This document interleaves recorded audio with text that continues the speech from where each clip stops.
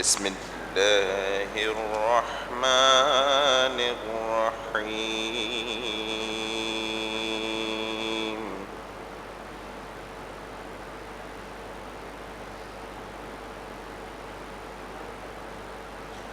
ألف لام ميم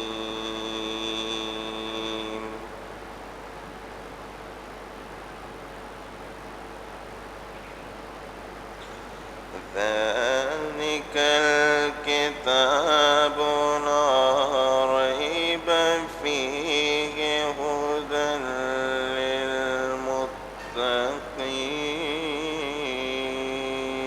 للمتقين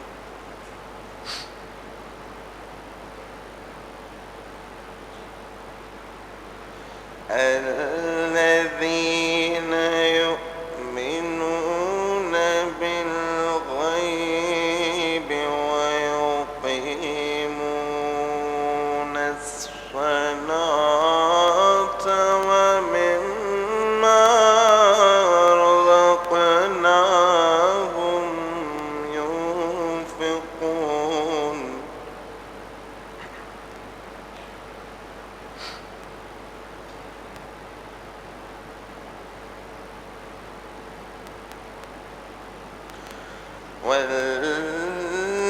والذين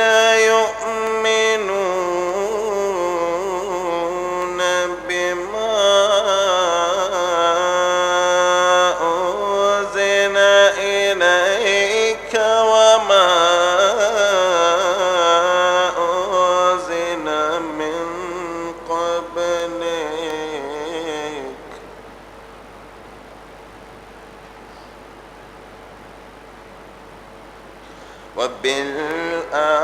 وبالآخرة هم يوقنون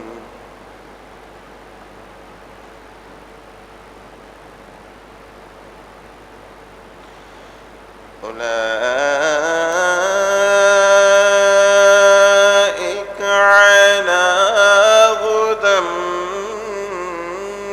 من ربهم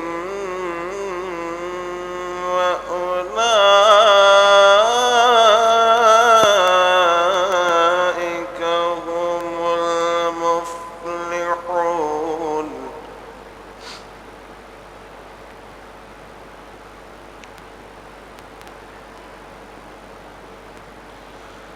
إن الذين كفروا سواء عليهم أأنذرتهم أم لم تنذرهم لا يؤمنون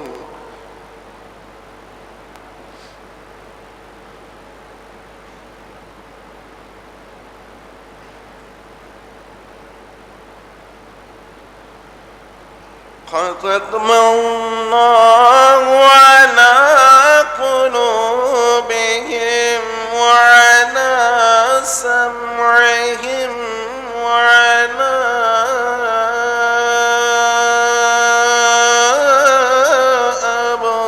أبصارهم غشاوة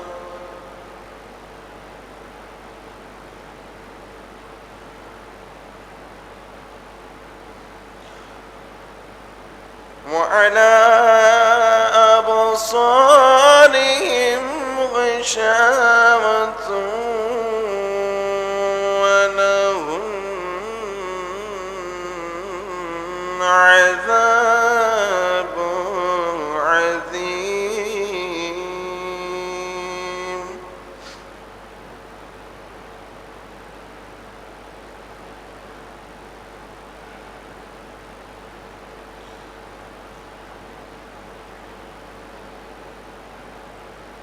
ومن الناس من يقول آمنا بالله باليوم الآخر وما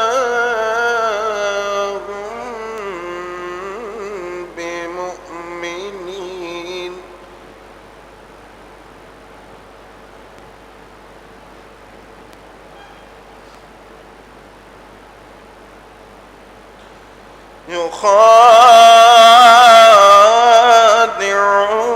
الله والذين آمنوا وما يخدعون إلا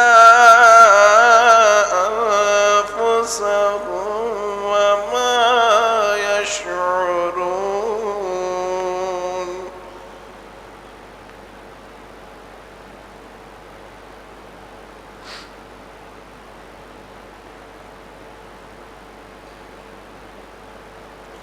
في قلوبهم مرض فزادهم الله مرضا ولهم عذاب أليم بما كانوا يكذبون.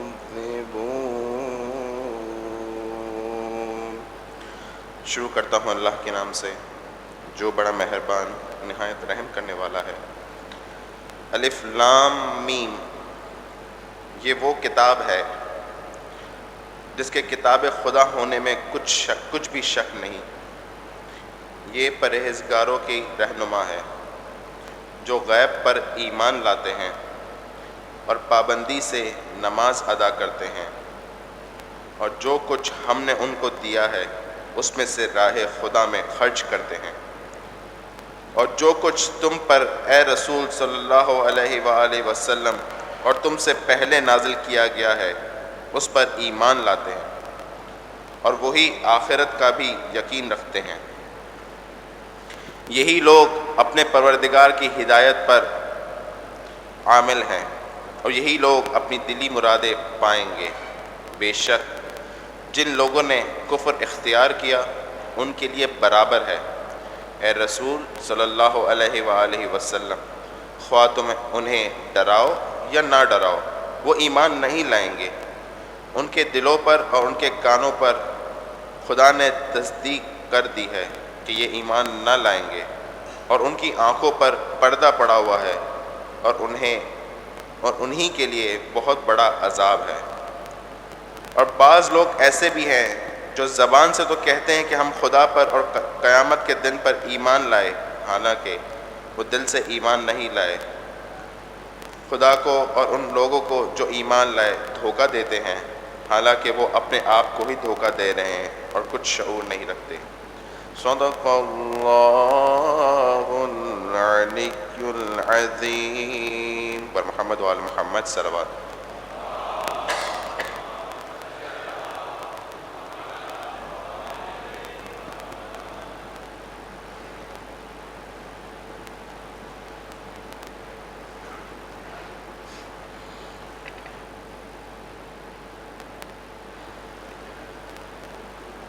اعوذ باللہ من الشیطان الرجیم. بسم اللہ الرحمن الرحیم. تمام مہمانان گرامی کو ہم خواجہ پیر اشیاء ناشی جماعت کی جانب سے آج کے اس سیمینار میں خوش آمدید کہتے ہیں، اور یقیناً خصوصاً قبلہ آیت اللہ سید عبد الغروی صاحب کے تہ دل سے شکر گزار بھی ہیں، اور ان کو آج کے اس بزم میں ہم خوش آمدید بھی کہتے ہیں. نوع انسانی پہ لطف کبریا قرآن ہے، نوع انسانی پہ لطف کبریا قرآن ہے، اپنے بندوں کے لیے حق کی عطا قرآن ہے. اس سے اندازہ کرے دنیا کے کیا قرآن ہے، اس سے اندازہ کرے دنیا کے کیا قرآن ہے، احمد مرسل کا زندہ معجزہ قرآن ہے. یقیناً قرآن وہ کتاب ہے کہ جس سے منسلک ہوئے بغیر کوئی بھی مسلمان اپنے آپ کو اس دائرے میں داخل کر ہی نہیں سکتا.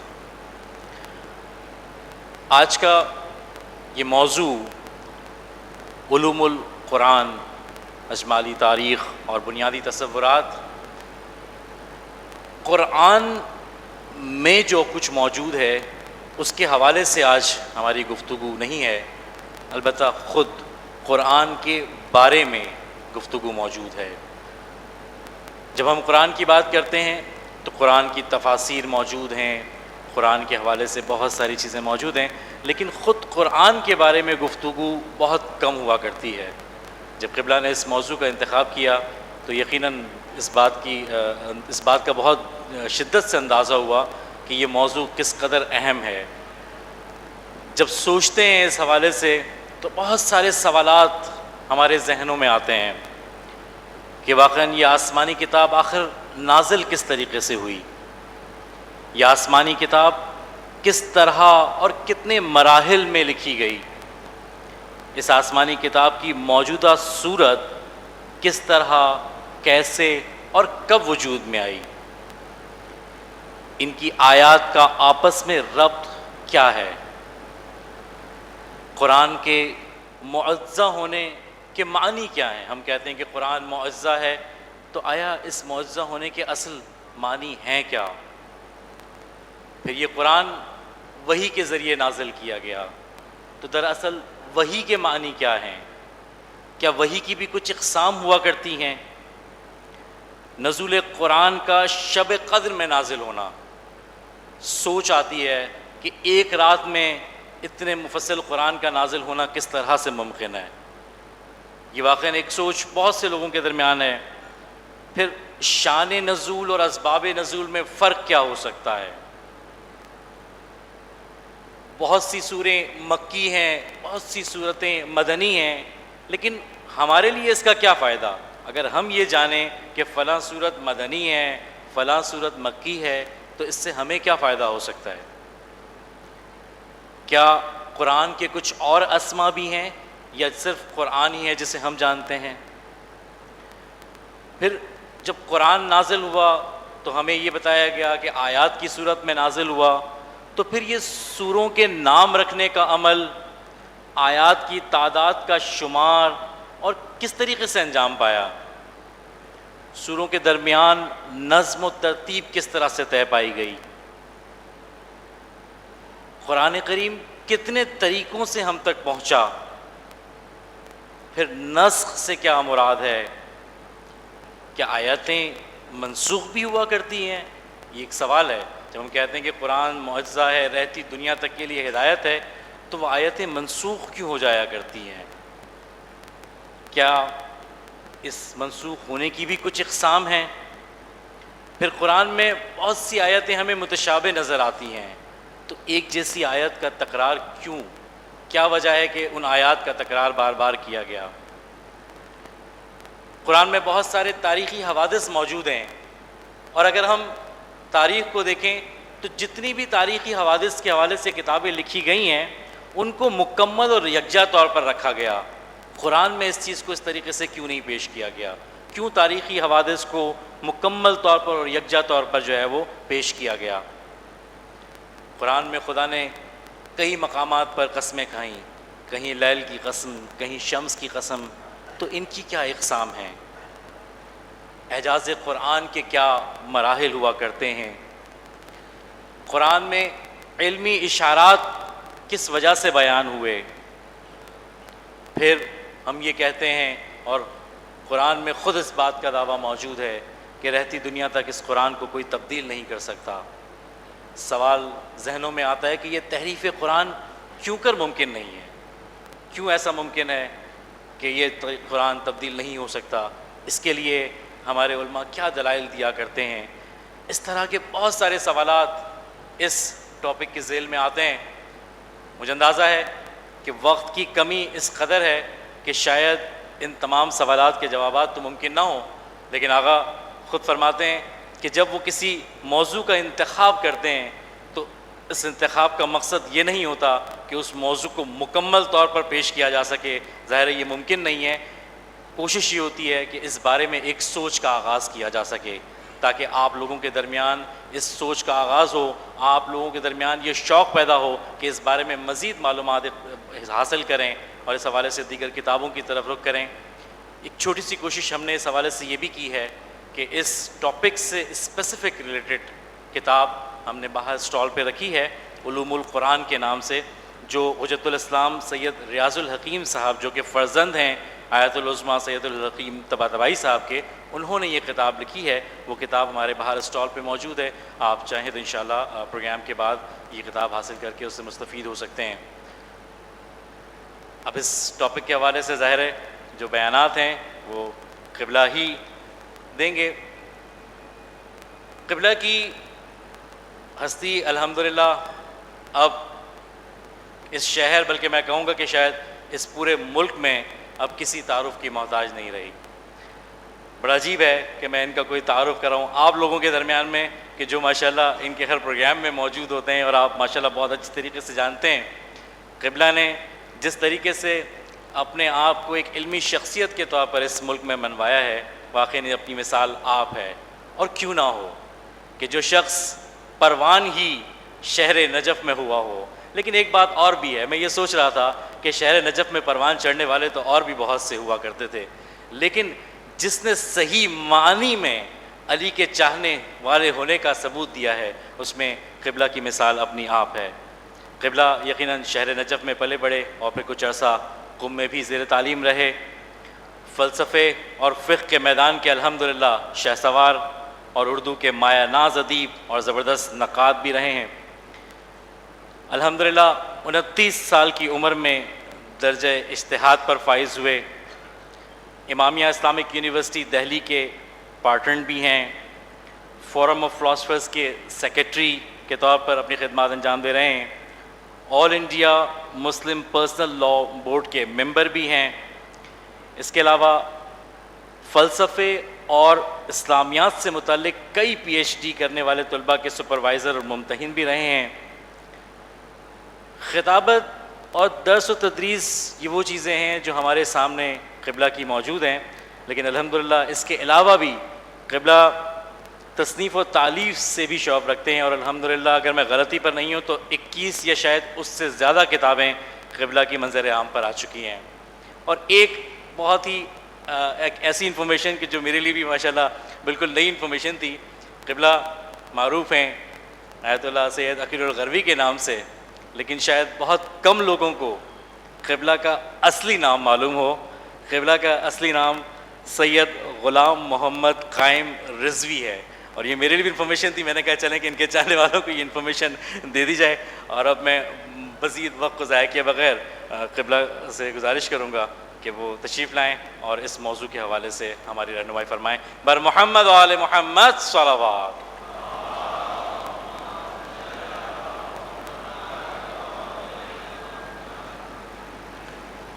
السلام علیکم ورحمۃ اللہ وبرکاتہ۔ اعوذ باللہ من الشیطان الرجیم، بسم اللہ الرحمن الرحیم، الحمد للہ رب العالمین،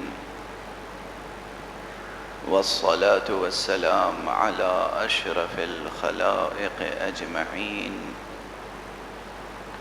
سيدنا وسيد الأولين والآخرين، حبيبنا وحبيب إله العالمين، إمام المرسلين وخاتم النبيين، أبي القاسم المصطفى محمد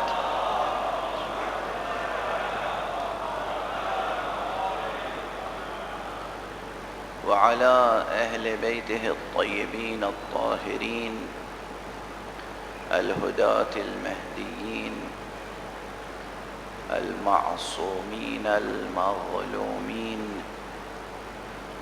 واللعنة الدائمة على أعداء الدين أجمعين، أما بعد۔ تمام حمد و ثنا اور شکر و سپاس اس رب کریم کے لیے ہے جس نے قرآن حکیم جیسی عظیم کتاب اپنے حبیب نبی خاتم صلی اللہ علیہ وآلہ وسلم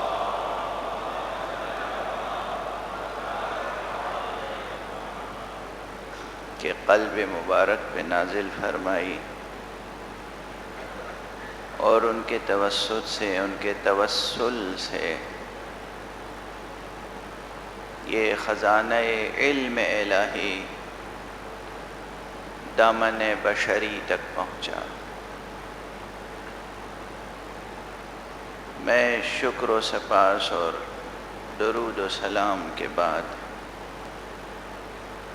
اظہار تشکر بھی ضروری سمجھتا ہوں ان تمام حضرات کا جو پاکستان کی سرزمین پر اور کراچی میں خصوصیت کے ساتھ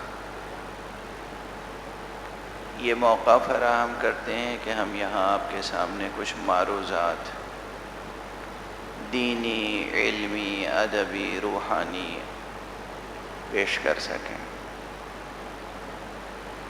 یقیناً اس میں سر فہرست تو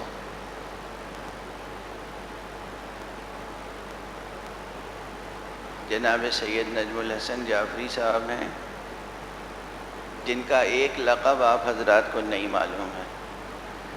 سلمہ جو ابھی کنڈکٹ کر رہے تھے، انہوں نے ایک نیا نام میرا آپ کو بتایا ہے، ان کا ایک نیا نام میں آپ کو بتاتا ہوں۔ ان کا نام دیوبند بھی ہے۔ یہ خود مجسم دیوبند ہیں۔ میں ممنون ہوں تمام دوستوں کا، اور خصوصیت کے ساتھ خواجہ شیعہ اثنا عشری جماعت کے ارباب حل وقت کا، ان تمام بزرگوں کا، ان تمام جوانوں کا جو پوری توجہ و پورے انہماک کے ساتھ اس طرح کے سیمینار منعقد کرتے ہیں۔ جب بھی یہاں آتا ہوں تو مجھے یاد آتے ہیں آپ حضرات، ان کی روح کو بھی ایک سورہ حمد سے شاد فرمائیے گا۔ مرحوم علی رضا اللہ خانی صاحب جو سب سے پہلے واسطہ بنے تھے اور سبب بنے تھے اس سیمینار کے انعقاد۔ کچھ حضرات آج نظر نہیں آ رہے ہیں، ڈاکٹر حسین کنانی صاحب اور کچھ اور حضرات، یقیناً ان کی مجبوری ہوگی، مجھے ان کی بھی کمی محسوس ہو رہی ہے اور ان کے لیے بھی میں شکر گزار ہوں۔ اس اخلاقی فریضے کی ادائیگی کے بعد اس موضوع کے تعلق سے جو کچھ مجھے عرض کرنا ہے وہ بہت کچھ ہے۔ علوم القرآن کی اجمالی تاریخ پر اگر آپ نظر ڈالیں تو اندازہ ہوگا کہ تھوڑا بہت کام تو ہوا ہے، لیکن کس سمت میں ہوا ہے، کس جہت میں ہوا ہے، کتنا ہوا ہے، اس میں افقی وسعت کتنی ہے، اس میں عمودی بلندی اور گہرائی کتنی ہے، یہ تنقیدی جائزہ ہمیں لینا ہوگا۔ سب سے پہلے ہم اس عنوان کو اگر کھولیں، جیسے کسی دروازے میں دو کواڑ ہوتے ہیں نا، دو مصرع ہوتے ہیں، دو مصراع، ایسے ہی اس میں دو لفظیں علوم القرآن، دو لفظیں یوں ملی ہوئی ہیں۔ ان دو لفظوں کو کھولیں گے تو کیسے کھولیں گے؟ علوم القرآن یہ ایک ترکیب اضافی ہے، علوم مضاف ہے، القرآن مضاف الیہ ہے۔ جہاں ترکیب اضافی ہوتی ہے وہاں عربی میں درمیان میں ایک حرف جر چھپا ہوا ہوتا ہے، پوشیدہ ہوتا ہے۔ وہ کبھی من ہوتا ہے، کبھی لام ہوتا ہے، کبھی فی ہوتا ہے۔ یہاں کیا چھپا ہوا ہے؟ یہ عربی گرامر کے اسٹوڈنٹس جو ٹیکنیکلی اسٹوڈنٹس ہوتے ہیں وہ جانیں گے، وہ سمجھیں گے۔ آپ کو کیسے سمجھایا جائے؟ آپ کو میں دو باتیں عرض کرتا ہوں۔ علوم القرآن اردو میں ترجمہ ہم کریں گے، اردو میں ایک ہی راہ ہے، 3 حرف نہیں ہے۔ قرآن کے علوم، علوم جمع ہے علم کی۔ قرآن معلوم ہے، قرآن اللہ کی کتاب کا نام ہے جو آپ کے ہاتھوں میں 2 دفتیوں کے درمیان ہے۔ قرآن کے علوم، جس کا انگریزی میں ترجمہ ہوا قرآنک سائنسز۔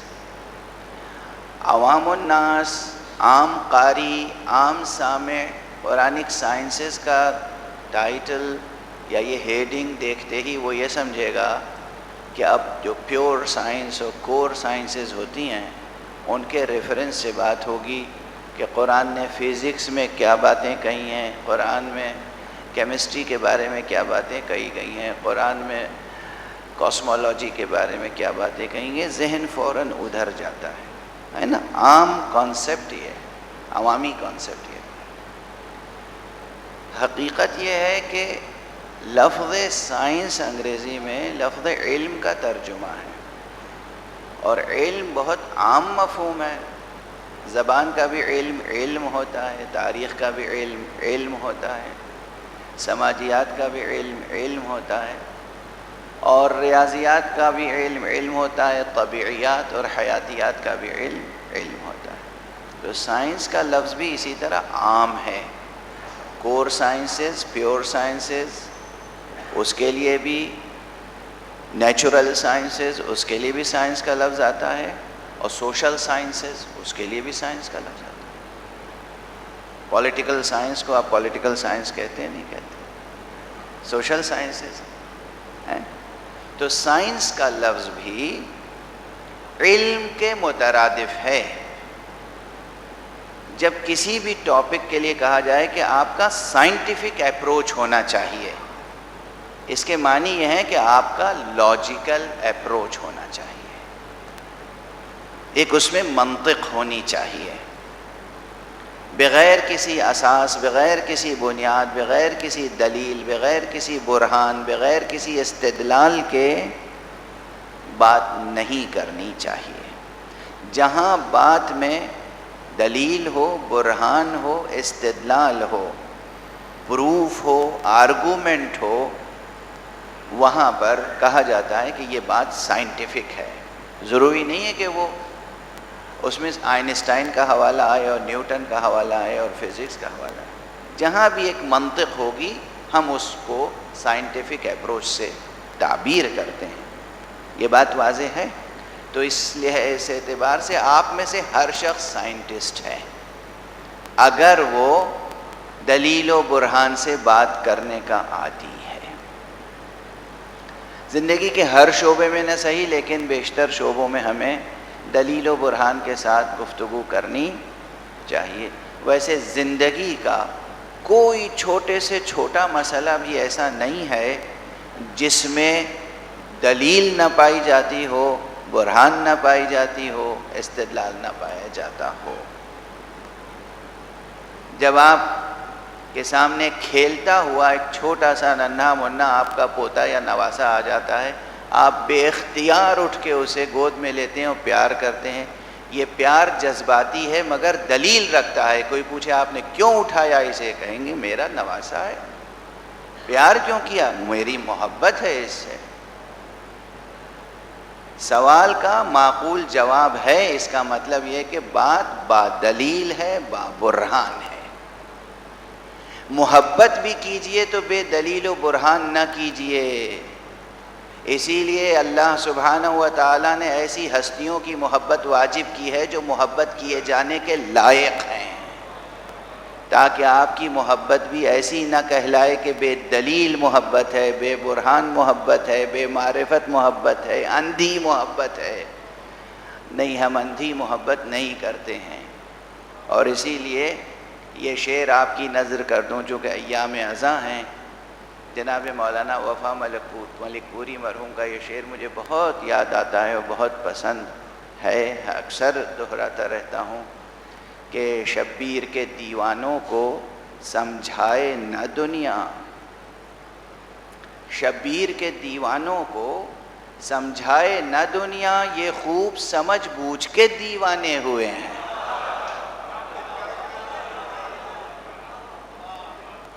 تو ہم تو وہ قوم ہیں کہ ہماری دیوانگی بھی با برہان و با دلیل و با استدلال ہے، پھر ہماری خرد کی باتیں کیسی ہوں گی؟ اسی لیے نبی کریم صلی اللہ علیہ وآلہ وسلم نے فرمایا ہے اتقوا فراست المؤمن، مومن کی فراست سے بچو، مومن کی عقل، اس کی فراست، اس کی بینش، اس سے بچو۔ پروردگار ہمیں اور آپ کو سب کو وہ سائنٹیفک ویژن، وہ سائنٹیفک ویو، وہ علمی بصیرت، وہ علمی زاویہ نظر عطا فرمائے جو مشیت الہی کے مطابق اور رضا الہی کے مطابق ہے۔ بہرحال پلٹ کے آتا ہوں، بات ہو رہی تھی علم اور سائنس کی، کہ جہاں بھی آپ منطقی گفتگو کریں وہ سائنٹیفک گفتگو کہلاتی ہے یا کہلانے کی مستحق ہے۔ اب یہاں عنوان علوم، تو علوم میں یقیناً ریاضی اور فزکس اور کیمسٹری بھی ہوگی، لیکن علوم میں اور بھی بہت سے علم ہیں، تاریخ کا علم بھی شامل ہے، اخلاق کا علم بھی شامل ہے، احکام کا علم بھی شامل ہے۔ لیکن اب تک کی جو تاریخ ہے، علوم القرآن کے عنوان سے جتنے لوگوں نے کام کیا، بہت ضخیم کام ہوا ہے۔ مثلا علامہ سیوطی کی بہت مشہور کتاب ہے الاتقان فی علوم القرآن، یا اور علماء البرہان فی علوم القرآن، یہ دو بطور خاص بہت مشہور کتابیں ہیں۔ عصر اخیر میں حوزہ علمیہ نجف کے عظیم الشان مرجع تقلید آیت اللہ العظمیٰ سید محسن حکیم طباطبائی، سید محسن طباطبائی الحکیم رضوان اللہ تعالی علیہ، عظیم الشان مرجع تقلید تھے اور مجتہد تھے، اور مجھے یہ شرف حاصل ہے کہ میں نے بچپن میں ان کے پیچھے نماز پڑھی ہے۔ صف اول میں صحن مبارک امیر المومنین علیہ السلام، کیا نورانی شخصیت تھی اور کیا عظیم تاریخی شخصیت، فقہ اور علوم اسلامیہ میں اپنی جگہ، وہ جہادی شخصیت تھی، جہادی شخصیت۔ اور اس خاندان الحکیم نے جتنی قربانیاں سرزمین عراق پر دی ہیں، عصر اخیر میں شاید کسی نے اتنی قربانیاں نہیں دیں۔ یہ خاندان ہمارے سلام کا مستحق ہے، یعنی یہ مبالغہ نہیں ہے، تاریخی حقیقت ہے کہ واقعہ کربلا کے 72 شہیدوں کے بعد سرزمین کربلا پر ایک خاندان نے 72 سے زیادہ شہادتیں دی ہیں، وہ خاندان آیت اللہ محسن حکیم کا خاندان، ایک خاندان۔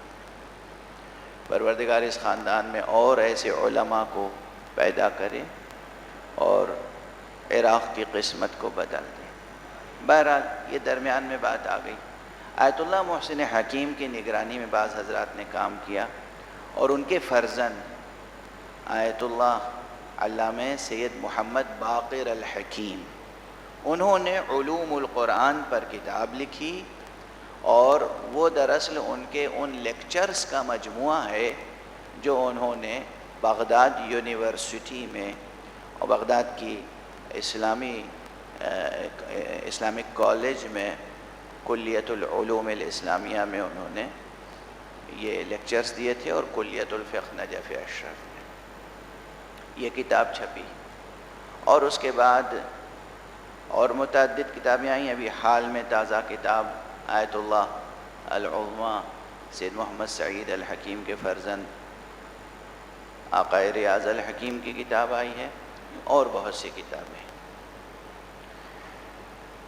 دانشور حلقے میں بھی کام ہوا، اور جو چند کتابیں مجھے بہت پسند آئیں ان میں سے ایک کتاب ڈاکٹر صبحی صالح کی ہے، علوم القرآن کے نام سے۔ ڈاکٹر صبحی صالح وہی ہیں جنہوں نے نہج البلاغہ بھی ایڈٹ کی اور اس پر ان کا یادگار کام ہے۔ ان تمام کتابوں میں آپ دیکھیں گے تو علوم القرآن پر شروع سے اب تک علوم القرآن پر صرف ایک جہت سے کام ہوا ہے، اور وہ ایک خارجی جہت۔ خارجی جہت سے مراد کیا ہے؟ اگر علوم القرآن کو کلیسیفائی کرتے ہیں تو سب سے پہلے مثلاً بعض حضرات یہاں سے گفتگو شروع کرتے ہیں قرآن کا نام کیا ہے اور کتنے نام ہیں، تمہیدی گفتگو ہوگی۔ قرآن کو قرآن کہتے ہیں، قرآن کو ذکر کہتے ہیں، قرآن کو نور کہتے ہیں، قرآن کو کتاب علی الاطلاق کہتے ہیں، قرآن کو کتاب مبین کہتے ہیں، قرآن کو کتاب حکیم کہتے ہیں، قرآن کو ذکر حکیم کہتے ہیں، قرآن کو فرقان کہتے ہیں۔ ایک تفصیل ہے، بعض حضرات نے مستقل رسالے یا مستقل کتابیں لکھی ہیں اور اس کو کہتے ہیں علم و اسماء القرآن۔ تو آپ نے قرآن مجید کے کتنے نام ہیں اسے جمع کیے، الفاظ نام، اور اس کی کچھ توجیہ جمع کی کہ اس کو کیوں کہتے ہیں۔ قرآن کہتے ہیں تو کیوں کہتے ہیں، فرقان کہتے ہیں تو کیوں کہتے ہیں، ٹھیک ہے نا؟ یہ سب بھی علمی بحثیں ہیں، ہر لفظ کے پیچھے علم چھپا ہوا ہے۔ یہ سب مجموعہ ایک علم ہو گیا، اس کا نام رکھا علم و اسماء القرآن، ٹھیک ہے۔ دوسرا مرحلہ، قرآن ہے تو پڑھیں کیسے، کس طرح اس کی تلاوت کریں، یہ دوسرا علم ہو گیا، علم التجوید یا علم القراءہ۔ علم التجوید، کس حرف کو، کس لفظ کو کس طرح ادا کریں، یہ ایک مستقل علم ہے۔ علم التجوید بھی دو حصوں میں تقسیم ہوا، ایک تو علم تجوید ہے اور ایک ہے علم المقامات۔ علم المقامات بعد میں ان فنکاروں نے اضافہ کیا جو دراصل موسیقی میں کام کرتے تھے، اور اس کے بعد انہوں نے وہ 7 سر جو موسیقی کے ہیں ان سروں کو مسلمان کیا اور ان کو قرآن مجید کی تلاوت میں استعمال کیا۔ تو اس کے ساتھ بہت بحث ہے کہ کتنا جائز ہے، کتنا جائز نہیں ہے، کہاں تک ہمیں قرآن مجید میں ترجیع یا گٹکری وہ ہونا چاہیے، کہاں تک نہیں ہونا چاہیے، کہاں تک کھینچیں، کہاں تک نہیں کھینچیں۔ بسم اللہ الرحمن الرحیم، یہ ایک لفظ ہوا، بسم اللہ الرحمن الرحیم۔ اب وہ پہلی قرأت درست ہے یا دوسری قرأت درست ہے، یہ بحثیں ہیں۔ یہ بحثیں، علم تجوید ایک علم ہے جو یہ بحث کرتا ہے، علم المقامات دوسرا علم ہے جو بحث کرتا ہے۔ تو 2 علم ہو گئے صرف پڑھنے کے تعلق سے، how to recite the verses of Quran. تیسری چیز ہے، یہ 2 علوم ہو گئے۔ چوتھی چیز علم و رسم المصحف الشریف یا علم و رسم القرآن۔ قرآن لکھا ہوا کس طرح سے، اس کا املا یعنی اس کی سپیلنگ، رسم کہتے ہیں رسم الخط کو، ہے نا، اسکرپٹ، اس کا جو رسم الخط ہے، رسم القرآن، وہ عام عربی رسم الخط سے مختلف ہے۔ جیسے عام قواعد کے لحاظ سے ہمیں کہنا چاہیے بسم اللہ الرحمن الرحیم، لیکن لکھا ہوا ہے بسم اللہ، بے کے بعد الف موجود نہیں ہے۔ تو یہ کیوں ہے؟ کیا ہم الف اضافہ کر سکتے ہیں؟ نہیں، کیوں نہیں؟ الرحمن عام طور پہ لکھیں تو رے ہے میم الف نون، مگر قرآن مجید میں الف بیچ میں نہیں ہے، میم کے اوپر چھوٹا سا الف بنا ہوا ہے۔ لکھتے ہیں رحمن، پڑھتے ہیں رحمان، ہے نا، یہ رسم اسی طرح رہے گی۔ اس سے بھی بڑھ کر بعض جگہ قرآن مجید میں شیء لکھا ہوا، شین یہ حمزہ شیء ہے نا، آپ اردو میں شین بڑی یہ لکھتے ہیں شیء، عربی میں شین یہ اور آخر میں حمزہ ہے شے، لیکن بعض مقامات پہ قرآن مجید میں لکھا شین الف یہ، تو لکھا ہوا ہے شائے، پڑھا جائے گا شے، تو کیوں لکھا ہوا ہے وہ؟ اس طرح بہت، یا سب سے اہم، بہت ہی محتم بشان، اہم، کریٹیکل جو بحث ہے وہ سورہ مبارکہ صحفات کی ایک آیت اور ایک کلمے سے متعلق ہے۔ سلام علی الیاسین پڑھیں یا سلام علی آل یاسین پڑھیں، یہاں دونوں علوم سامنے آ جاتے ہیں۔ علم قرأت کیا کہتا ہے، علم القراءات کیا کہتا ہے، اور علم رسم المصحف شریف یا رسم القرآن کیا کہتا ہے۔ آل یاسین لکھیں یا ال یاسین لکھیں، ال یاسین کے معنی ہے الف کے نیچے حمزہ اور زیر، آل یاسین کے معنی ہے کہ الف مد زبر آ، کیا لکھیں اور کیا پڑھیں اور لکھا کیا ہے۔ یہ علم القراءات سے متعلق صرف نہیں ہے، میں نے کہا علم تجوید، علم المقامات، اور ایک الگ علم القراءات۔ علم القراءات وہ یہ ہے کہ صدر اسلام میں پیغمبر اکرم صلی اللہ علیہ وآلہ وسلم کی حیات طیبہ میں اور ان کے بعد صدر اسلام میں جو مستند قرأتیں تھیں وہ کتنی تھیں۔ مثلا سورہ حمد میں بسم اللہ الرحمن الرحیم الحمد للہ رب العالمین الرحمن الرحیم مالکی یوم الدین، مالکی یوم الدین، مالکی نہیں، مالکی یوم الدین، یہ قرأت درست ہے علی الاجماع، سب کہتے ہیں درست ہے۔ یہ بھی ایک قرأت تھی اور مستند قرأت تھی۔ مالکی یوم الدین یہ بھی درست ہے، بعض فقہا کہتے ہیں نماز میں بھی دونوں طرح پڑھ سکتے ہیں اور درست ہے۔ لیکن اور جو اختلاف قرأت ہے بہت سے مقامات پر، اس میں ہر جگہ فقہا کہتے ہیں کہ نہیں، جو اس وقت موجودہ مصحف ہے جس طرح پوری امت پڑھتی ہے بس اس طرح آپ پڑھیں، باقی قرأتوں کو نہ پڑھیں۔ لیکن وہ قرأتیں کتابوں میں ہیں، وہ ایک علم ہے قرآن سے متعلق، وہ بھی ایک علم ہے قرآن سے متعلق۔ اس میں بعض حضرات کہتے ہیں 7 قرأتیں مستند ہیں، بعض کہتے ہیں 10 قرأتیں مستند ہیں، بعض 14 تک جاتے ہیں۔ ایک صرف علم القراءات پر نہ جانے ہزاروں صفحے لکھے گئے ہیں اور بہت سی کتابیں لکھی گئی ہیں، یہ ایک مستقل علم ہے علوم القرآن میں سے۔ تو اب تک میں نے آپ کے سامنے عرض کیا علم و اسماء القرآن، علم و تجوید القرآن، علم القراءات، علم المقامات، علم و رسم القرآن الکریم، 5 علم تو یہ ہو گئے۔ اختلاف قرأت کی اور مثالیں بھی ہیں۔ اس کے بعد بعض علوم آتے ہیں، یہ سب وہ علم ہے کہ قرآن کیسے لکھیں اور قرآن کیسے پڑھیں۔ اب آتے ہیں قرآن کیسے سمجھیں۔ قرآن کیسے سمجھیں میں پھر یہ آتا ہے کہ قرآن وحی ہے تو وحی کے معنی کیا ہیں، یہ ایک پوری بحث ہے، ایک علم ہے۔ تفسیری علوم کیا ہیں، کیا قرآن مجید میں مترادف الفاظ ہیں یا نہیں ہیں، قرآن میں ترادف ہے یا نہیں، ایک مستقل بحث ہے۔ اس کی ایک مثال عرض کروں، اور یہ علوم القرآن میں طبیان،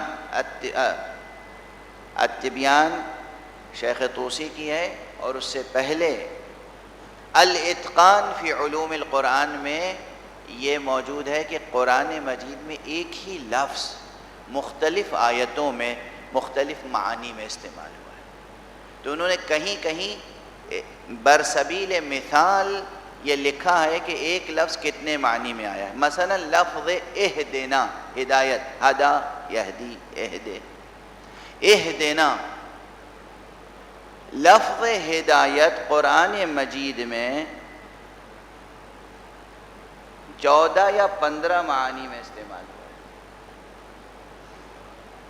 جس میں سے ایک معنی ہے ہدایت کر اور ایک معنی ہے ہدایت پر ثابت قدم رکھ.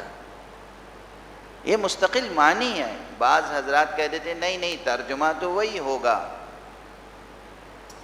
ہدایت کر. کس نے کہا ترجمہ وہی ہوگا؟ اہل زبان خود اس لفظ کو ہدایت یافتہ حضرات کے لیے ثابت قدم رہنے کے معنی میں استعمال کرتے ہیں. اہدنا الصراط المستقیم، پروردگار ہمیں صراط مستقیم پر ثابت قدم رکھ. یہ صرف شیعہ ترجمہ نہیں ہے. علامہ سیوطی اہل سنت میں سے ہیں.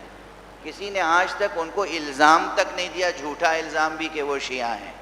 اور انہوں نے کتاب الاتقان فی علوم القرآن میں لکھا ہے کہ یہاں لفظ ہدایت ثبات کے معنی میں ہے، ہدایت کے معنی میں نہیں. غور فرما رہے ہیں؟ تو یہ ایک مستقل علم ہے کہ ایک ہی لفظ قرآن مجید میں کتنے معنی میں آیا ہے. اگر یہ بحث صاف ہو جائے، مثلا لفظ اہدنا کتنے معنی میں آیا، لفظ صلاۃ کتنے معنی میں آیا، لفظ زکوٰۃ کتنے معنی میں آیا، تو وہ مسئلہ بھی حل ہو جائے گا کہ جو حضرات بار بار پوچھتے ہیں کہ صاحب آپ خمس پہ زور دیتے ہیں، زکوٰۃ پہ کیوں نہیں زور دیتے. بعض احکام بھی حل ہو جاتے ہیں اگر قرآن صحیح پڑھ لیں اور صحیح سمجھ لیں. چونکہ خمس بھی ایک اعتبار سے زکوٰۃ کی قسموں میں سے ایک قسم ہے، اور خمس کو خمس کہتے صرف اس لیے ہیں کہ اس میں 5واں حصہ ادا کیا جاتا ہے، ورنہ وہ زکوٰۃ ہے. البتہ زکوٰۃ کی قسم الگ. ایک زکوٰۃ وہ ہے جو سادات پر حرام ہے، ایک زکوٰۃ وہ ہے جو سادات کے لیے مخصوص ہے. واضح ہوئی بات؟ خیر، تو ایک ہی لفظ یعنی لفظ ہدایت کتنے معنی میں آیا، لفظ صلاۃ کتنے معنی میں آیا، لفظ زکوٰۃ کتنے معنی میں آیا. صلاۃ پہ میں اور تشریح کر دوں. صلاۃ جہاں جہاں آتا ہے آپ لفظ صلاۃ کے معنی سے سمجھتے ہیں نماز پڑھنا. صلاۃ کے معنی نماز پڑھنا. اور جب اللہ و فرشتوں کے لیے آئے گا کہ یصلون، تو کیا ترجمہ ہوگا؟ اللہ تعالیٰ نماز پڑھتا ہے. یہی ترجمہ کریں گے. ممبر پہ بھی میں نے حوالہ دیا تھا کہ ہم اگر کہیں المسلمون یصلون یا ان المسلمین یصلون، مسلمان نماز پڑھتے ہیں، یصلون معنی ترجمہ ہوگا نماز پڑھتے ہیں. ان اللہ و ملائکتہ یصلون، وہی same spelling, same pronunciation, same root word, same form of verb, لفظ فعل کا وہی صیغہ ایز اٹ از، لیکن کیا وہ ترجمہ وہی ہوگا؟ المسلمون یصلون اور ان اللہ و ملائکتہ یصلون. مسلمان نماز پڑھتے ہیں، اور خالی مسلمان ہی تھوڑی نماز پڑھتے ہیں، اللہ بھی نماز پڑھتا ہے، فرشتے بھی نماز پڑھتے ہیں. یہ ترجمہ ہوگا؟ اس کے معنی ہے کہ یصلون کے معنی وہاں کچھ اور ہیں، یہاں کچھ اور ہے. لفظ صلاۃ 5 وقت کی نماز کے لیے بھی ہے. لفظ صلاۃ نماز میت کے لیے بھی ہے. یہ 5 وقت کی نماز، اس میں وضو شرط ہے، طہارت شرط ہے، قیام، سورہ حمد کی تلاوت شرط ہے، سجدہ، رکوع، یہ سب ارکان ہیں، بغیر اس کے نماز ہو ہی نہیں سکتی. اور ماشاءاللہ نماز جنازہ نہ طہارت شرط ہے، نہ سورہ حمد شرط ہے، نہ رکوع ہے، نہ سجدہ ہے، پھر بھی نماز ہے.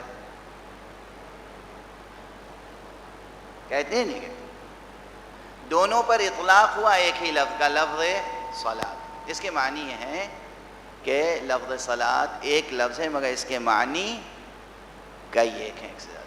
اب یہ ایک مستقل علم ہے جو زیادہ تر مفسرین اس کو برتتے گئے ہیں آیات کے ضمن میں، لیکن مستقل علم ہے کہ ایک ایک لفظ قرآن مجید میں کتنے کتنے معانی میں آیا ہے. اب یہ علوم تفسیر کے ضمن میں آ جاتا ہے. پھر وہ علم کہ قرآن مجید میں کون سی آیت اتری کوئی حکم لے کر، اس کے بعد حق سبحانہ و تعالیٰ نے اس حکم کو منسوخ کر دیا. اور دوسری آیت اتری جو ناسخ کی حیثیت رکھتی تھی، دوسرا حکم آیا.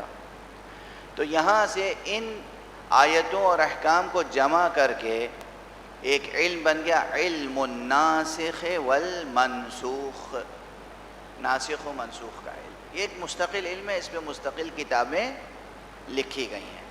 البتہ یہاں بحث کی گنجائش ہے کہ ہم علم الناسخ والمنسوخ کو علوم القرآن میں شمار کریں یا علوم فقہ میں شمار کریں، چونکہ احکام کی بات ہے اور احکام کا علم فقہ کا علم ہے. فقہ متکفل ہے احکام کا. عام طور پر مشہور رائے یہ ہے کہ علم الناسخ والمنسوخ پر اجمالی بحث علوم القرآن کے ضمن میں ہوتی ہے اور تفصیلی بحث علم فقہ کے ضمن میں آتی ہے. پھر ایک اور شعبہ ہے آیات قرآنیہ کے ضمن میں، علم المتشابہ والمحکم. قرآن مجید میں کون سی آیتیں محکم ہیں اور کون سی آیتیں متشابہ ہیں. متشابہ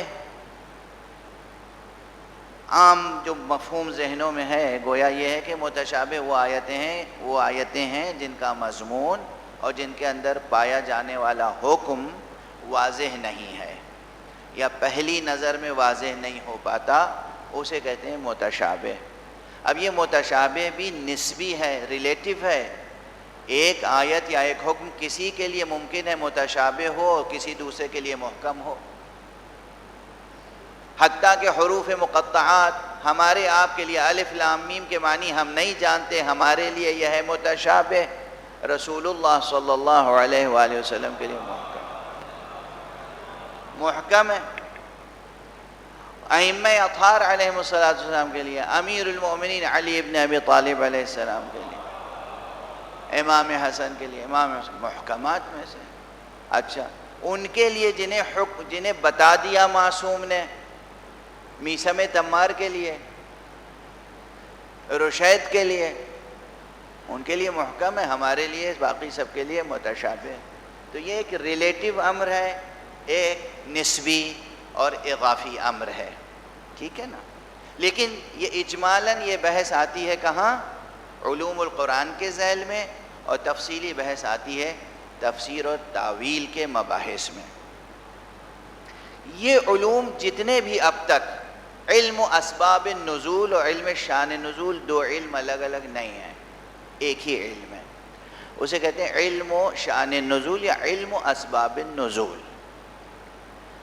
انتہائی طالب علمانہ عاجزی کے ساتھ عرض کر رہا ہوں اللہ سبحانہ و تعالیٰ کا شکر ادا کرتے ہوئے کہ یہ اسی فہرست میں نجف اشرف میں دوران تعلیم ایک تھیسس لکھ کر اس فقیر نے ایک مستقل علم کا اضافہ کیا تھا، اور وہ علم تھا علم و شؤون التلاوہ. علم و شؤون التلاوہ. علم و اسباب النزول اور علم و شؤون التلاوہ میں فرق ہے، ہر اعتبار سے فرق ہے. یہ محدود تعداد میں یہ کتاب تیار ہوئی اور ماہرین تک پہنچی، اور پھر ہماری اپنی غفلت کی نظر ہو گئی کہ ہم نے اس کو بہت زیادہ پروپیگیٹ نہیں کیا، کیونکہ یہ احساس ہوتا ہے ہمیشہ کہ یہ بات جو ہے ماہرین کے سمجھنے کی ہے تو جو غیر ماہرین ہیں ان تک کیا پہنچایا جائے. لیکن چونکہ اس وقت یہ سبجیکٹ ہے اس لیے میں ڈیل کر رہا ہوں تو یہ ذکر کر رہا ہوں.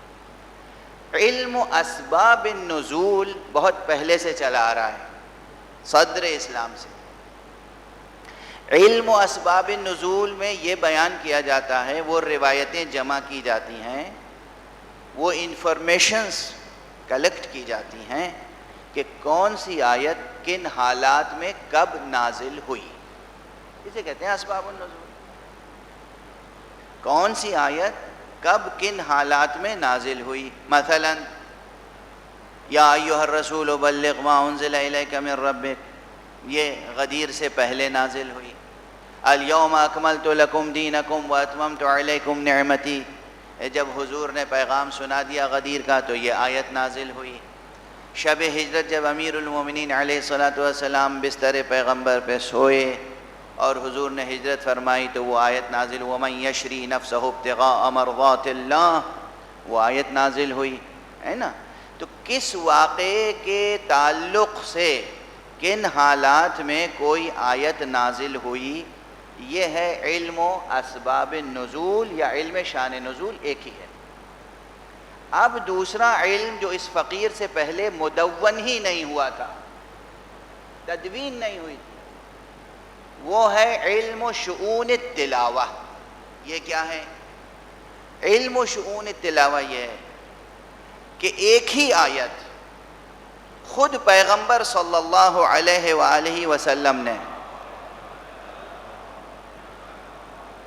یا پیغمبر کے بعد چہاردہ معصومین میں سے کسی ایک معصوم نے، غیر معصوم نہیں، صرف معصومین، حضور اور حضور کے بعد ان کے معصوم خلفاء، انہوں نے ایک ہی آیت کو کس کس کانٹیکسٹ میں کب کب ریفر کیا اور کوٹ کیا. فرق کیا ہے دونوں میں؟ ایک آیت کب نازل ہوئی، ایک بار نازل ہو گئی. تمام اصولی اور فقہا اور اصولی یہ کہتے ہیں کہ اسباب النزول حکم کو معین کرنے میں مفید نہیں ہے. یعنی کسی آیت سے کیا حکم حاصل ہوتا ہے اس کا کوئی تعلق ان حالات سے نہیں ہے کہ کن حالات میں آیت نازل ہوئی تھی. حالات جو بھی رہے ہوں، آیت میں جو مضمون اور حکم ہے وہ عام ہے تو عام رہے گا. واضح ہوئی بات؟ اس کے معنی یہ ہے کہ علم و اسباب النزول کی حیثیت صرف تاریخی ہے اور اس سے اصولی اور فقہی استفادہ زیادہ نہیں کر سکتے ہم. تو ایک فقیہ کو، ایک مجتہد کو جو حکم دیتا ہے اس کو علم و اسباب النزول سے زیادہ فائدہ نہیں ہوتا. ایک انفارمیشن ہے یہ آیت کب نازل ہوئی تھی، اگر نہ بھی معلوم ہو کہ کب نازل ہوئی تھی تو بھی آیت سامنے موجود ہے، اس کی روشنی میں فقیہ حکم دے سکتا ہے. علم و شؤون التلاوہ فقیہ کے کام کا علم ہے، مجتہد کی ضرورت ہے. علم و شؤون التلاوہ سے یہ پتہ چلتا ہے کہ خود رسول اللہ نے اس آیت کو کتنی بار، کب کس کانٹیکسٹ میں دہرایا. جتنی بار دہرایا پتہ چلتا ہے حکم وہاں پر کیا ظاہر ہو رہا تھا.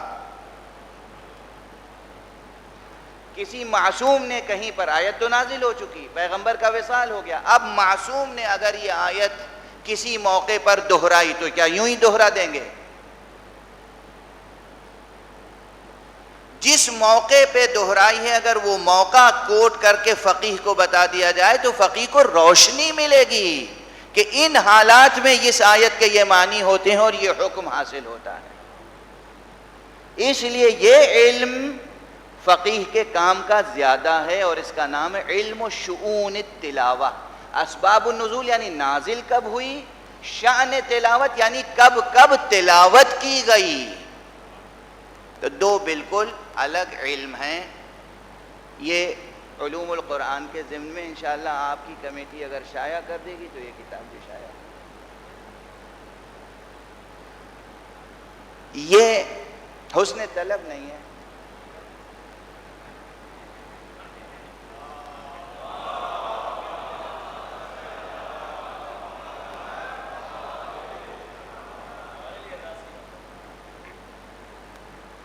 لیکن ابھی تک یہاں تک علم اسماء القرآن سے لے کر علم التجوید، علم المقامات، علم القراءات، علم رسم المصحف الشریف اور علم الناسخ والمنسوخ، علم المتشابہ والمحکم، علم اسباب النزول اور علم شؤون التلاوہ، یہ جتنے علوم ہیں یہ سب خارج سے ہیں. قرآن کو کیسے پڑھیں، کیسے لکھیں، کیسے سمجھیں، یہ سب قرآن کے بارے میں اور قرآن کے متعلق علم ہے. متن قرآن سے کون سے علم ہیں جو قرآن کے نازل ہونے سے پہلے دامن بشری میں نہیں تھے، قرآن کے نازل ہونے کے بعد ہی وہ علوم وجود میں آئے. یہ بحث آج تک کسی نے علوم القرآن کے ضمن میں کی ہی نہیں، اٹھائی ہی نہیں. یہ بحث بھی اس فقیر نے اٹھائی ہے. بھئی اب تک جو الف بے پہلے سے وجود تھا یا نہیں تھا؟ عرب میں کم لکھنے والے تھے یا زیادہ لکھنے والے تھے؟ تھے تو لکھنے والے. جب حضور نے کہا یہ آیت نازل ہوئی ہے لکھو، تو یہ الف بے جیم ہے دال رے سے واقف تھے، انہوں نے لکھ دیا. اب کیسے لکھا؟ یہ علم پہلے سے موجود تھا نا، کتابت جانتے تھے عرب. جس طرح لکھا اس کو آج ہم پڑھتے ہیں اور ہم اسے کہتے ہیں علم و رسم القرآن. ہمیں بولنا تو آتا تھا نا، عربی لہجہ ہے کہاں سے نکلے گا اور عین کہاں سے نکلے گا اور حمزہ کہاں سے نکلے گا، یہ پہلے سے تھی نا زبان. اب قرآن مجید کو ہم کس طرح پڑھیں گے؟ یہ جب مخصوص ہو گیا علم تو تھا علم بشری، بعد میں قرآن سے نسبت ہو گئی تو ہم نے اسے علوم القرآن کا نام دے دیا. ٹھیک ہے نا؟ نحو صرف یہ علوم پہلے سے موجود تھے، ہم نے اسے علوم القرآن کا نام دے دیا. یعنی انسانی علوم جو قرآن کی خدمت کے لیے استعمال ہوئے ہم نے ان کو کہہ دیا علوم القرآن. وہ علوم جو قرآن سے پہلے تھے نہیں دامن بشری میں، جو آیات قرآن کے متن سے یا بطن سے ہی نکلے ہیں، ان علوم کی کوئی فہرست مرتب کی گئی آج تک؟ جواب نفی میں ہے. جواب نفی میں ہے. اور کیا ہمیں اس رخ سے کام کرنا چاہیے یا نہیں؟ کس قدر مبارک ہے آج کا یہ سیمینار، کیسی اہم بحث اٹھ رہی ہے. واضح ہے بالکل، کانسیپٹ کلیئر ہے. لکھنا آپ کو آتا تھا، آپ نے قرآن لکھا. بولنا آپ کو آتا تھا، آپ نے قرآن پڑھا. تاریخ کے راوی موجود تھے جنہوں نے کہا یہ آیت کب نازل ہوئی، کہاں نازل ہوئی. وہ راویوں کا بیان ہے جو آپ نے جمع کر دیا اور اس کا نام علوم القرآن میں شامل کر دیا. ہے نا؟ واضح ہے یہ بات. صورتحال یہ ہے کہ ہمیں ان علوم کا سراغ چاہیے جو دامن بشری میں بعثت مصطفیٰ اور نزول قرآن سے پہلے نہیں تھے، یا تھے تو ابتدائی مرحلے میں تھے. قرآن نے آنے کے بعد ان پہ ایسی روشنی ڈالی کہ وہ علوم یا وجود میں آئے یا انہوں نے ارتقاء کا سفر طے کیا. افسوس یہ ہے کہ آج کی تاریخ تک اس عنوان سے کوئی کام نہیں ہوا، کوئی کام نہیں ہوا. ایک کتاب بھی اس جہت سے، اس زاویے سے موجود نہیں ہے. اس فقیر نے ایک فہرست مرتب کی ہے ان علوم کی. ظاہر کل علوم نہیں ہے، تھوڑے سے علوم جو ہم تک پہنچ سکے، ورنہ قرآن مجید کے ہر حرف کے پیچھے علوم چھپے ہوئے ہیں. جب تک فیض الہی اور فیضان معصوم نہ ہو کوئی ان تک پہنچ نہیں سکتا. کوئی دعویٰ نہیں کر سکتا کہ ہمیں قرآن مجید کے علوم ہم نے منکشف کر لیے ہیں، مگر ہاں اگر باب علم کی فقیری کوئی حاصل کر لے تو وہاں سے تو جس کے پاس جو ہوتا ہے وہی بھیک میں دیتا ہے نا. علی مجسم علم ہے، بھیک میں بھی علم دیتا ہے. کوئی بھکاری تو بنے تو صحیح. محمد شہر علم. افسوس ہے کہ مسلمان، کل میں نے جملہ سنا وہ اس قدر تکلیف دہ جملہ تھا کہ مسلمان اب علم دشمن ہو چکے،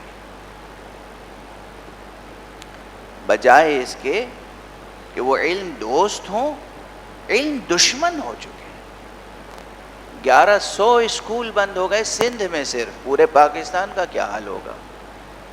یمن کا کیا حال ہے؟ اسکول سب، ایک بھی اسکول اس وقت تو یمن میں شاید نہیں چل رہا ہے.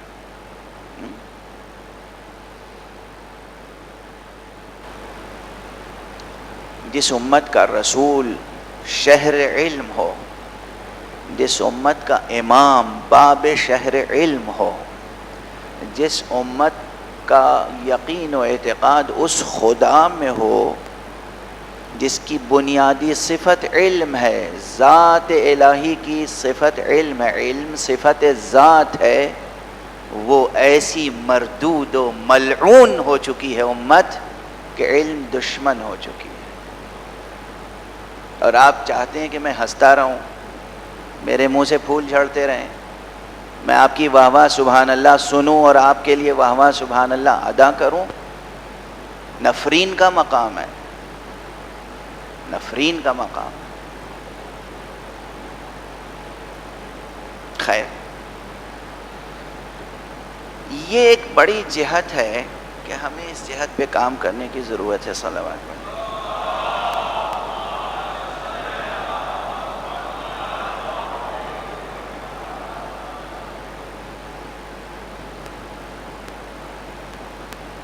کام نہیں ہوا، لیکن اگر روایات معصومین علیہم الصلاۃ والسلام اور خود متن قرآن میں مطالعہ کریں اور ڈوبتے چلے جائیں، ڈوبتے چلے جائیں، ڈوبتے چلے جائیں، تو آپ کو علوم کا خزانہ کھلتا چلا جائے۔ یہاں پر میں ظاہر نہج البلاغہ کلام پیغمبر صلی اللہ علیہ وآلہ وسلم میں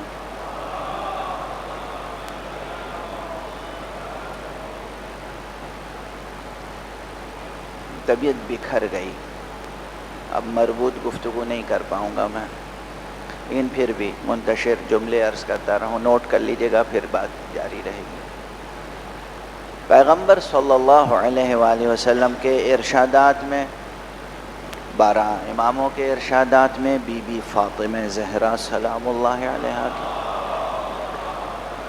خطبات اور ارشادات میں، پھر ان معصوم ہستیوں کے وفادار اصحاب کے اقوال میں غور کرنے سے اور خود متن قرآن میں غور کرنے سے علوم کے خزانے کھلتے ہیں۔ حضرت امام زین العابدین علیہ السلام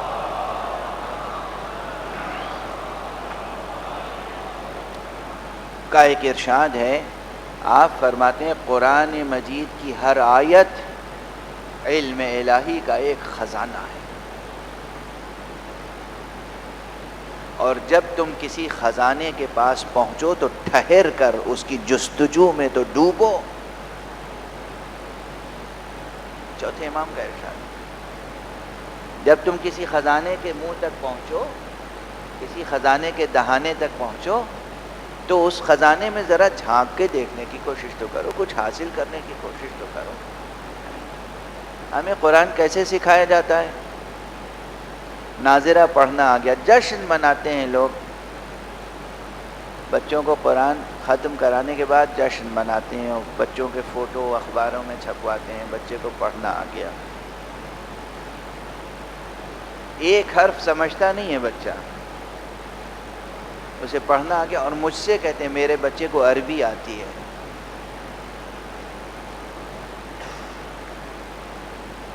یہ بہت کامن اسٹیٹمنٹ ہے، میرا بچہ ماشاءاللہ عربی بھی آتی ہے اسے۔ میں نے ایک جملہ کہا وہ قرآن دیکھ کے پڑھ لیتا ہے، قرآن دیکھ کے پڑھ لیتا ہے، یہ عربی آتی ہے۔ کیا ڈبل اسٹینڈرڈ ہے، اور کیا سادہ لوحی ہے، کیا سادہ لوحی ہے۔ یہ بہت سے جوان اور بچے ہوتے ہیں الٹریٹ، بالکل انہیں کچھ پڑھنا نہیں آتا، اے بی سی پہچاننا نہیں آتا، بہترین ڈرائیور ہوتے ہیں اور ٹریفک سائن بہت پڑھنا آتا ہے انہیں، جیسا جیسا نشان بنا ہے انہوں نے بار بار دیکھ کے رٹ لیا ہے، ڈرائیونگ ٹیسٹ دیا، انہیں معلوم ہے کہ یہ نشان بنا ہوگا تو ادھر مڑنا ہے، یوں نشان بنا ہوگا تو ادھر مڑنا ہے۔ تو اب وہ نشان دیکھ کے اگر کچھ آتا ہے تو آپ اسے لٹریٹ یا ایجوکیٹڈ کہیں گے؟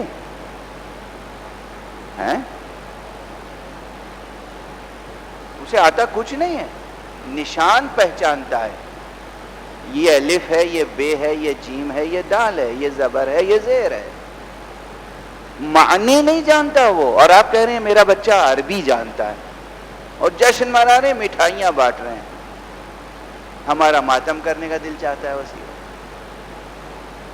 کس قدر غفلتوں میں مبتلا ہیں ہم، کیسی تہذیب، کیسا کلچر وجود میں آ گیا ہے. یقیناً وہ خوشی کی بات ہے اور مسرت کی بات ہے کہ ہمارا بچہ قرآن کم سے کم دیکھ کے پڑھ سکے، لیکن وہی کل کمال نہیں ہے. سفر ختم نہیں ہوا وہاں پر، بلکہ کم سے کم اتنی عربی آنی چاہیے کہ کچھ تو ملتفت ہو جائے معنی کی طرف. اور یہ کوئی بڑا کام نہیں ہے. آج اگر یہ سیمینار منعقد ہوا ہے تو آپ لوگوں پر، سیمینار کے منتظمین پر بطور خاص، تمام سامعین پر بطور عام واجب ہے کہ قرآن کی تعلیم و تفہیم کے اہتمام میں مشغول ہو جائیں، ورنہ آپ کو جواب دینا ہوگا خدا کے سامنے، رسول کے سامنے اور امام زمانہ عجل اللہ تعالی فرجہ.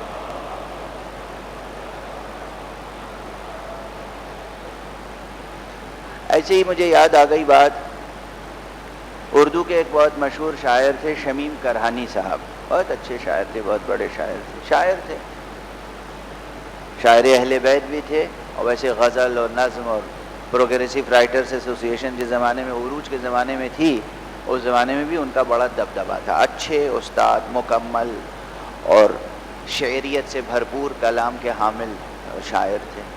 ان کے صاحبزادگان میں عابد کرہانی اور مراد کرہانی اور سلمان کرہانی کے یہاں بھی ان کے اعزاز ہیں.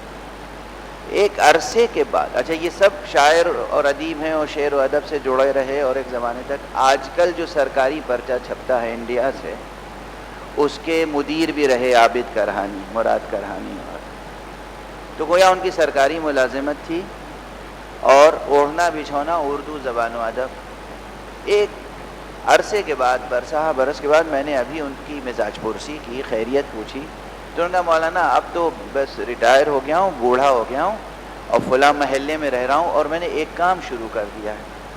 محلے میں جتنے مومنین کے گھر ہیں سب میں جا کے میں نے کہا اپنے بچوں کو 2 گھنٹے کے لیے میرے پاس بھیج دیا کرو، میں ریٹائر ہوں، میں انہیں دینیات و قرآن پڑھاؤں گا.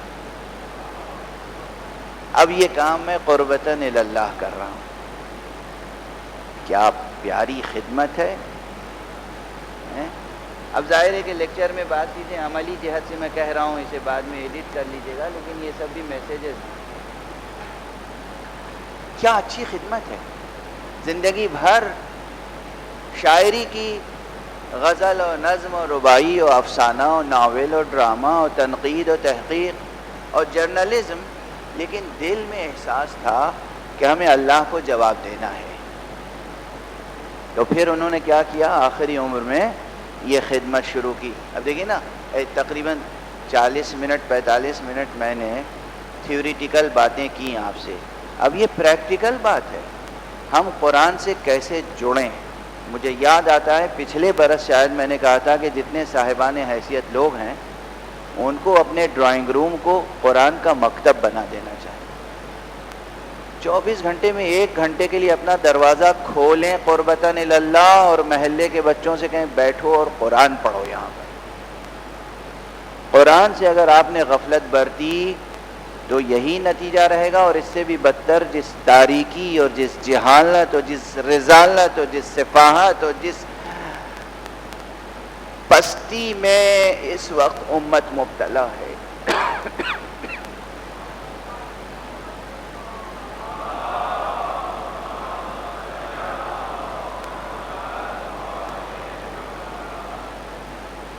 اہتمام نہیں ہے قرآن کی طرف. اور بعض تو ایسے سیوڈو انٹلیکچوئلز ہیں.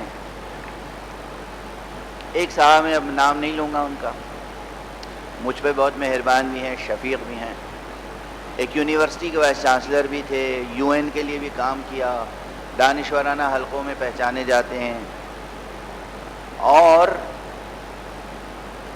ان کی موجودگی میں ایک مرتبہ میں نے ایک یونیورسٹی میں لیکچر کے دوران یونائٹڈ نیشنز پر طنز کیا، اور انہیں بہت برا لگا اور انہوں نے کھڑے ہو کر خوب میرے خلاف تقریر کی اور ضمن میں قرآن مجید کو نشانہ بنایا۔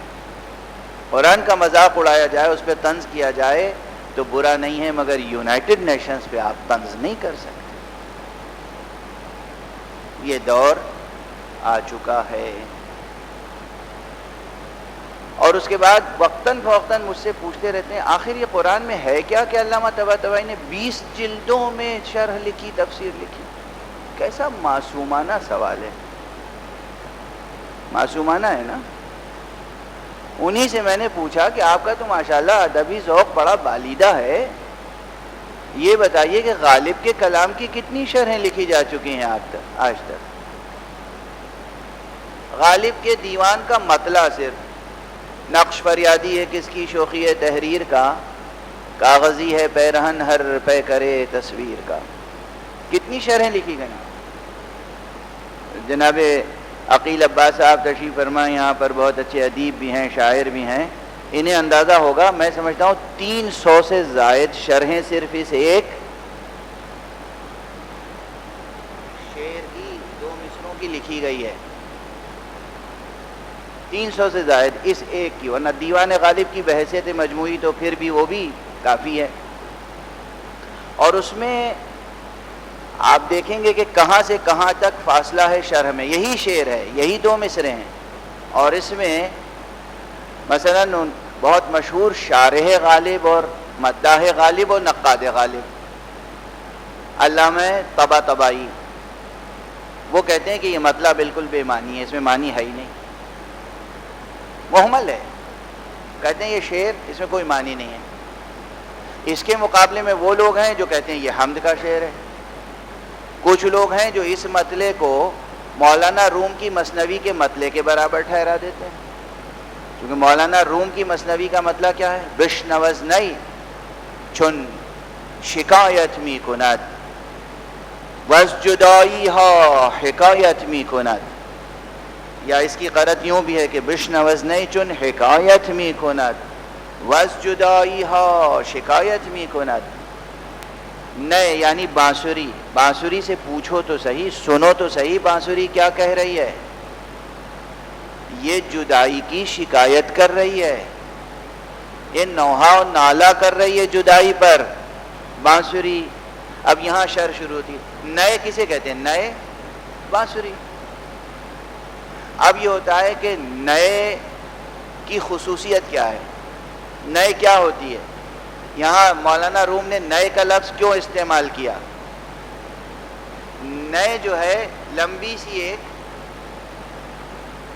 شے ہوتی ہے اور دونوں طرف سوراخ ہوتا ہے اور بیچ میں چند سوراخ اور ہوتے ہیں، اور ایک اوپر سے پھونکنے والا جب تک پھونکتا نہیں ہے اس میں سے آواز نہیں نکلتی۔ کہتے ہیں کہ یہ نئے دراصل روح انسانی کے لیے استعارہ ہے، اور اس روح کے 2 سرے ہیں، ایک ادھر سے جڑا ہوا ہے، اس لیے جب روح بولتی ہے تو غور سے سننا، دراصل روح نہیں بولتی، اللہ کی آواز آتی ہے،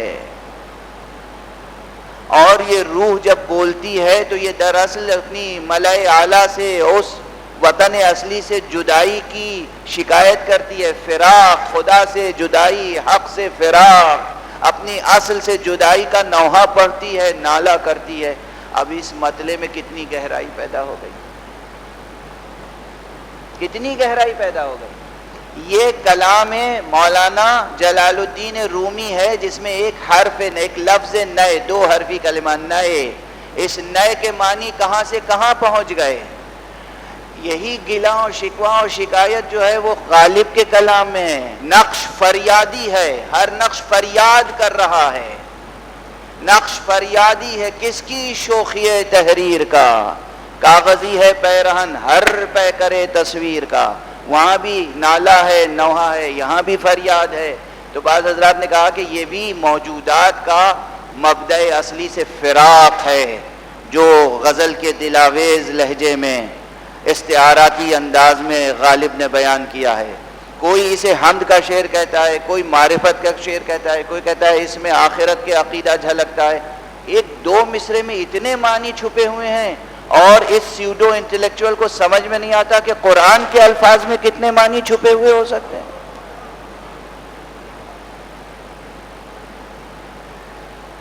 کیسی غفلت ہے اور کیسی شقاوت ہے، کیسی بد نصیبی ہے، قرآن کی طرف سے کیسی غفلت ہے، کیسی بے رغبتی ہے، اور اس کے نتیجے میں کیسی نکبت ہے۔ قرآن ہے، قرآن کے جو علوم موجود ہیں، مثلا ایک گروپ بننا چاہیے جو تجوید قرآن کے لیے بچوں کو تیار کرے، ایک گروپ ہونا چاہیے جو علم المقامات پر کام کرے، اور یہ دونوں گروپس آپس میں ایک دوسرے کا تعاون کریں، دونوں مل کے ایک ایسی فضا بنے۔ یہاں اسی کراچی میں مرحوم سید پروفیسر سبت جعفر نے ایک بڑی خدمت کی، عزاداری کی، اور وہ خدمت یہ تھی کہ ایک نسل تیار کر دی سوز خانوں کی۔ پروردگار انہیں کروٹ کروٹ جنت نصیب فرمائے۔ سوز خانی بہت اچھی چیز ہے، ہمارے شعار اعظم میں شامل ہے، مگر آپ پر یہ فرض ہے آج کے بعد سے کہ آپ ایک نسل ایسی تیار کر دیں کہ کوئی بھی مجلس اعضاء کراچی میں، خصوصیت سے جو اہم مجلسیں بغیر تلاوت قرآن کے شروع نہ ہوں۔ پہلے 5 منٹ 10 منٹ قرآن مجید کی تلاوت ہو، اس کا ترجمہ ہو، اس کے بعد سوزخانی ہوگی، بیان ہوگا، ذاکری ہوگی، نوحہ ہوگا، سب ہوگا، تاکہ معلوم ہو یہ اس شہید کی عزاداری ہے جس نے نو کے نیزہ پر بھی قرآن کی تلاوت کی تھی۔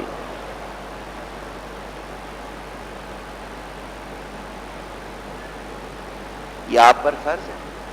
سیمینار کر لینا کافی نہیں ہے، نجم الحسن صاحب کا عقیل الغروی کو بلا لینا کافی نہیں ہے، ان کی کڑوی کسیلی سننا بھی ضروری ہے، اور اس پر عمل کرنا بھی ضروری ہے، اور عمل کروانا بھی ضروری ہے۔ پروردگار آپ سب کو صحت و عافیت و توانائی عطا فرمائے، اور آپ سب کی جو بقیہ زندگی ہے وہ خدمت مولا میں صرف ہو۔ انہوں نے تو مجھ سے وعدہ کیا ہوا ہے کہ اب جو کچھ میری زندگی ہے وہ سب نظر عزاداری کر رہا ہوں، سب نظر عزاداری کر رہا ہوں۔ پروردگار ان کی طاعت کو قبول فرمائے، آپ سب کے طاعت کو قبول فرمائے۔ بہرحال یہ چند منتشر معروضات تھے، طبیعت میری بکھر گئی، ورنہ ان علوم کی فہرست باقی ہے جو میں نے مرتب کیے ہیں، چھوٹی سی فہرست ہے۔ وہ علوم جو دامن بشری میں قرآن کے نازل ہونے سے پہلے نہیں تھے، اور قرآن کے نازل ہونے کے بعد وہ علوم وجود میں آئے، یا کچھ علوم تھے مگر ان علوم کو قرآن مجید نے معراج کمال تک پہنچایا ہے۔ اب یہ بحث انشاءاللہ آئندہ کسی موقع پر آئندہ سیمینار میں ہوگی۔ والسلام علیکم ورحمۃ اللہ وبرکاتہ۔ اب میں ابھی تک آپ پر حملہ آور تھا، اب آپ کو حق پہنچتا ہے کہ مجھ پر حملہ آور ہو جائے۔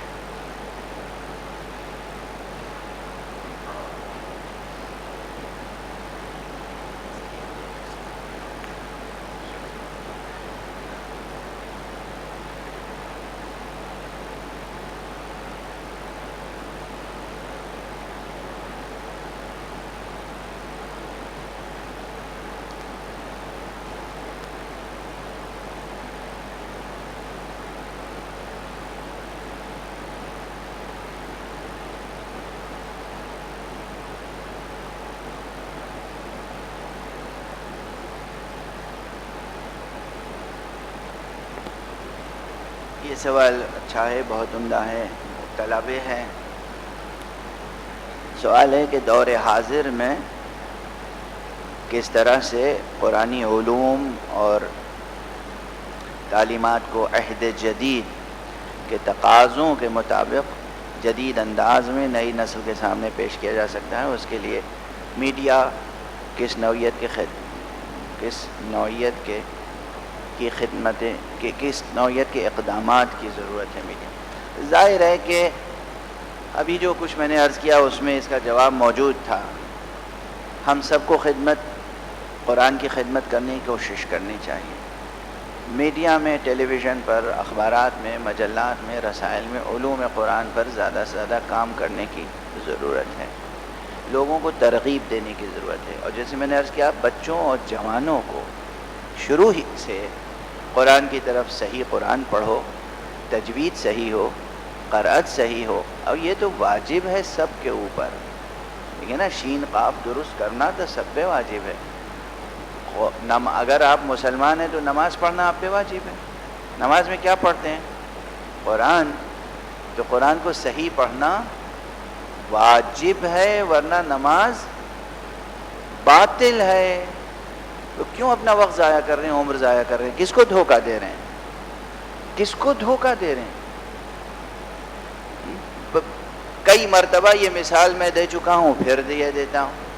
آپ ہی کے بچے، ہمارے بچے گاؤں میں، دیہات میں، قصبات میں پیدا ہوتے ہیں، لیکن جب یہ امریکہ چلے جاتے ہیں تو روزی روٹی کی خاطر اور اپنے سوشل اسٹیٹس کو بنانے کے لیے کیا اچھی امریکن ایکسنٹ میں انگلش بولنے لگتے ہیں.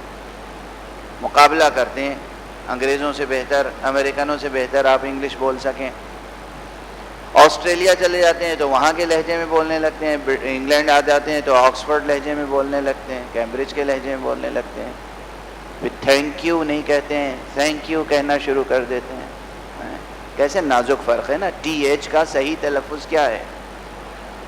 ٹی ایچ کا تلفظ ہندی کا تھا نہیں ہے، عربی کا فے ہے. سا، ثنا والا سا ہے. کہاں ثنا والا فے، 3 نقطے والا، سمر والا سے، اور کہاں ہندی کا تھا، تا تھا. تو تھینک یو ہیں. دیکھیے ٹی ایچ کا تلفظ کہاں سے کہاں تک. یہ سب سیکھ لیتے ہیں، یہ ڈیلیکیسیز، یہ باریکیاں سیکھ بھی لیتے ہیں، برت بھی لیتے ہیں، پریکٹس بھی کر لیتے ہیں. اور جب نماز پڑھنا آتا ہے تو انہیں اللہ اکبر صحیح کہنا نہیں آتا، الحمدللہ صحیح کہنا نہیں آتا. مولانا کیا کرے، فرصت نہیں ملتی ہے، اور زبان بچپن سے ٹوٹی ہوئی ہے، اس لیے قل ہو اللہ احد نہیں کہہ سکتے، کل ہو اللہ احد کہتے. روؤں، ہنسوں، چیخوں، چلاؤں، سر پیٹوں، کیا کروں؟ کیا کروں بتائیے آپ، کروں کیا؟ کس طرح اور کتنی بار متوجہ کروں؟ قل، قاف لام 2 نقطے والا قاف، قل. قل قالا یقولو سے صیغہ امر ہے. قل یعنی سے، ٹیل، کہو، بولو. قل. اور کل، کاف لام مرکز والا، کاف لام کل. کل کے معنی ہے کھاؤ، نوش جان کرو. اکلا یاکلو سے صیغہ امر ہے. کل ہو اللہ احد ایک ہی تو ہے، گرانی نہیں ہوگی انشاءاللہ. 2 4 10 تو نہیں ہے نا. کیا ہمت ہے ترجمہ کرنے کی؟ ہمت ہے ترجمہ کرنے کی؟ کوئی 2 4 10 نہیں ہے، گرانی معدے پہ نہیں ہوگی، ایک ہے بس. استغفر اللہ ربی واتوب. اس قدر غلط قرآن پڑھ کے تصور کرتے ہیں اللہ رحمتیں نازل کرے گا. جب لوگ کہتے ہیں اکثر کہ مولانا دعا قبول نہیں ہوتی، تو کبھی کبھی جھنجلا کہتا ہوں شکر کیجئے کہ عذاب نازل نہیں ہوتا. دعا کیا کرتے ہیں آپ؟ قرآن صحیح نہیں پڑھتے، نماز صحیح نہیں پڑھتے، اللہ کا نام صحیح تلفظ نہیں کرتے، معصوم کا نام صحیح تلفظ نہیں کرتے، کہ دعا قبول نہیں ہوتی، رحمت نہیں نازل ہوتی ہے. میں نجم الحسن صاحب کو نجم الحسن کہہ رہا ہوں. ان کا گھریلو نام، پیار کا نام نبن ہے. اب میں ہر جگہ نبن میاں کہتا رہوں تو یہ مجھ سے ناراض ہو جائیں گے، وہیں بیچ میں کھڑے ہو جائیں گے، مولانا میرا نام نجم الحسن جعفری ہے، آپ کتنی بار مجھے نبن کہیں گے؟ ہیں؟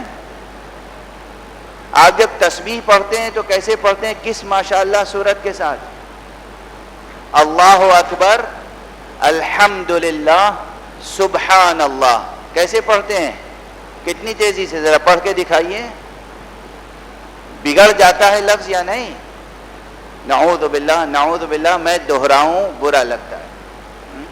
اللہ اکبر نہیں کہتے آپ، سبحان اللہ نہیں کہتے، پتہ نہیں کیا کہتے ہیں، پتہ نہیں کیا کہتے ہیں، اتنی تیزی سے تسبیح پڑھتے ہیں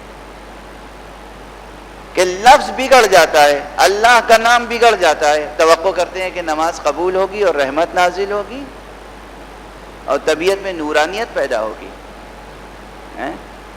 یہ مستقل کام کرنے کی ضرورت ہے، اویئرنیس پیدا کرنے کی ضرورت ہے کہ ہم تجوید صحیح کریں اور علم تجوید و علم مقامات و علم قراءات میں مہارت پیدا کریں. یہ بھی علوم قرآن کی خدمت ہے.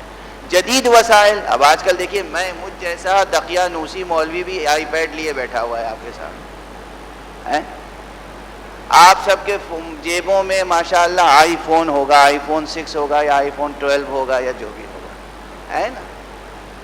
اس میں قرآن مجید موجود ہے، قرآن مجید کی قرأتیں آپ ڈاؤن لوڈ کر سکتے ہیں اور جب چاہیں جہاں چاہیں آپ سیکھنے کا عمل جاری رکھ سکتے ہیں.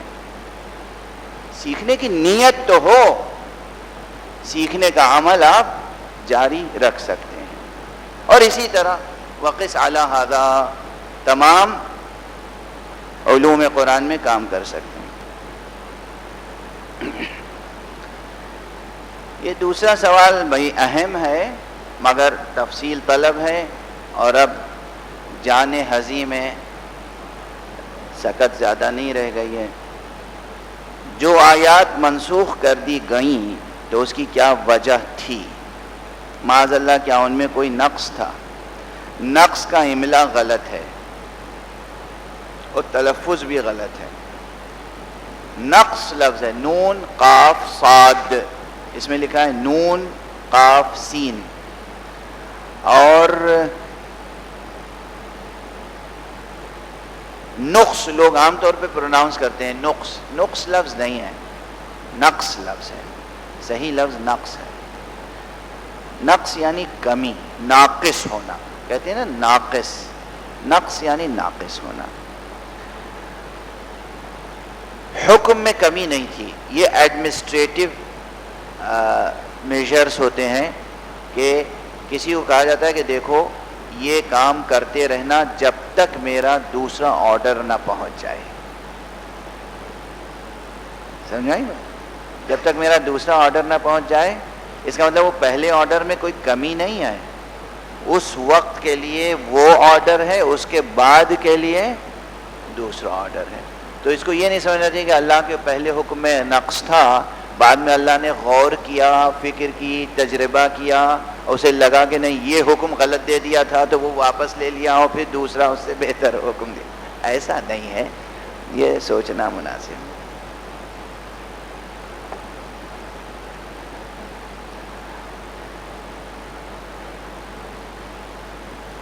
اب یہ بھی بہت تفصیلی سوال ہے. علم و شؤون التلاوہ کی مثالیں. علم و شؤون التلاوہ کی مثالیں بہت ہیں اور اس پر ظاہر ہے کہ اس فقیر کا مفصل کام ہے، اور معصومین علیہم الصلاۃ والسلام کے موارد تلاوت کو تمام روایتوں کو جمع کر کے اس کو کلیسیفائی کیا ہے کہ کہاں کہاں اصول دین سے متعلق بحثیں سامنے آتی ہیں، کہاں کہاں معرفت کے نقطے سامنے آتے ہیں، کہاں کہاں احکام، عملی احکام سامنے آتے ہیں. چونکہ محرم کے ایام ہیں تو میں ایک مثال عرض کروں کہ مثلا قرآن مجید میں ہے فقرہ انا للہ و انا الیہ راجعون. امام حسین علیہ الصلاۃ والسلام نے یہ فقرہ کتنی بار دہرایا ہے، کن کن مواقع پر، اور ہر موقع پر اس فقرے کے بعد دوسرا ایک فقرہ اضافہ کیا ہے جو مختلف ہے. ان تمام موارد سے معرفت کے درجے، معرفت کے دریچے کھلتے ہیں. کس کے لیے کب کیا کہا معصوم نے، تو اس کا رتبہ سامنے آتا ہے، اس کی حیثیت سامنے آتی ہے. جب راستے میں جناب قیس ابن مسہر صیداوی جو امام کے سفیر تھے کربلا گئے اور شہید ہو گئے، یعنی جناب مسلم کے بعد جو دوسرا سفیر قاصد گیا ہے وہ جناب قیس ابن مسہر تھے. جناب قیس ابن مسہر کی شہادت کی خبر راستے میں ملی تو آپ نے انا للہ و انا الیہ راجعون فرمایا، اور اس کے بعد پھر ایک اور آیت کی تلاوت فرمائی. فرمایا کہ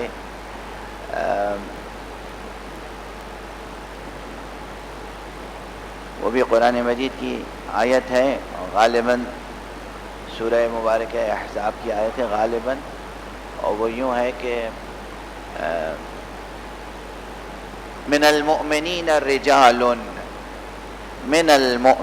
رجال صدقوا ما عاهدوا الله عليه فمنهم من قضى نحبه ومنهم من ينتظر وما بدلوا تبدیلا. اب ظاہر قیس کی شہادت پر اس آیت کی تلاوت امام نے کی ہے، کسی اور نے نہیں. اس کے معنی ہے کہ اس کی روشنی میں قیس کا مرتبہ سامنے آتا ہے، اور قیس کی شہادت کے بعد جو دوسروں کو میسج لینا چاہیے اس کی طرف بھی معصوم نے اشارہ کر دیا ہے. تو یہ معرفت کے دروازے کھلتے ہیں یہاں پر، اور اس کے ضمن میں کچھ احکام ثابت ہوتے ہیں. ٹھیک ہے نا؟ اگر معصوم نے یہاں پہ تلاوت نہ کی ہوتی اور یہ روایت ہم تک نہ پہنچتی کہ امام حسین علیہ السلام نے اس موقع پر یہ تلاوت کیا، تو قیس کا بہت سا مرتبہ ہماری نگاہوں سے اوجھل رہ جاتا، اور اس کے میسج میں ہمیں جو کچھ ہم اپنی انسانی عقل سے کہتے کہتے مگر ہمیں وہ روشنی نہ ملتی جو امام کی تلاوت کی وجہ سے ملی.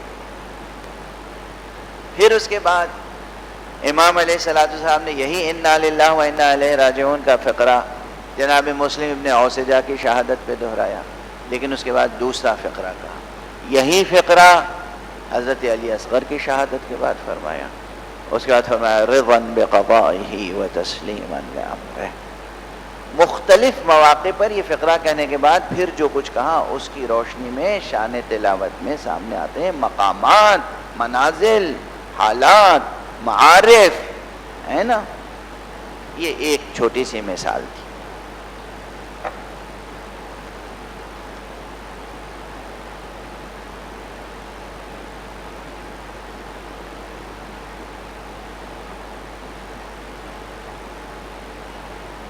زخیم کا لفظ سوال ہے. السلام علیکم ورحمۃ اللہ. علوم القرآن کی جس جہت کی طرف اشارہ کیا وہ واقعاً ایک نئی جہت ہے، اور قرآن کریم کی فصاحت و بلاغت اور اس کے زخیم ہونے کی دلیل ہے.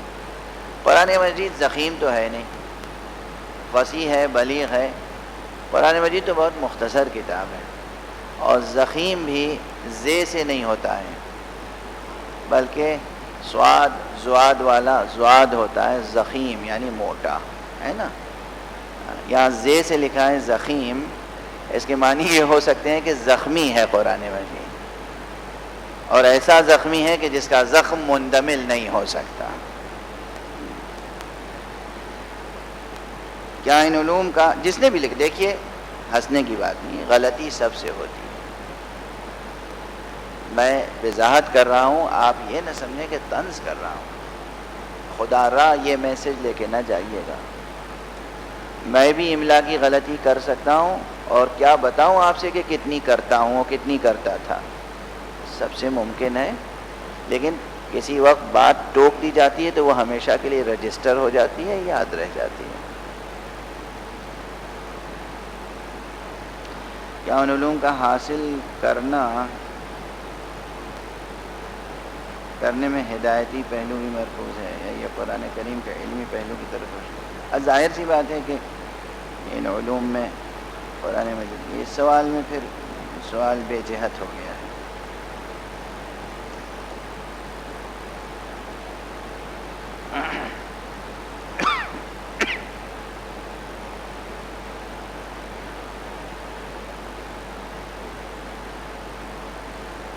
جتنے علوم میں نے بیان کیے اتنے علوم، تمام علوم میں ہر شخص کو مہارت حاصل کرنا واجب نہیں ہے. ہر شخص کو مہارت حاصل کرنا واجب نہیں ہے. بعض علوم ایسے ہیں فقہا کے کام کے ہیں، غیر فقیہ کے کام کے نہیں ہیں. ہر شخص مجتہد نہیں ہو سکتا، اس لیے اس کو ضروری نہیں کہ ان علوم، مثلا علم ناسخ و منسوخ ہے، مثلا علم محکم و متشابہ ہے، مثلا علم شؤون التلاوہ ہے. ان علوم میں ہر ایک کی دلچسپی کا سامان نہیں ہے، ہر ایک کے لیے فیضان ہے اس میں، لیکن ہر ایک کے اوپر واجب نہیں ہے. ہر ایک پہ جو واجب ہے وہ کم سے کم علم و تجوید القرآن، صحیح قرآن پڑھ سکیں، یہ سب پر برابر سے واجب ہے. سب پر برابر سے واجب ہے کہ قرآن صحیح پڑھ سکیں. نماز میں سورہ حمد صحیح پڑھیں، سورہ قل هو اللہ صحیح پڑھیں، اللہ کا نام صحیح لیں. یہ سب پر واجب ہے، اور یہ واجب کسی دوسرے کے ادا کرنے سے ادا نہیں ہو سکتا. میرا خیال ہے اتنی گفتگو کافی ہے.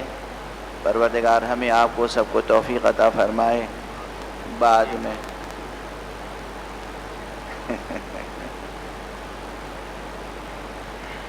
یہ سوال اس لیکچر سے متعلق نہیں ہے، مگر چونکہ میں نے کہہ دیا تھا تو اب متعلق ہو گیا.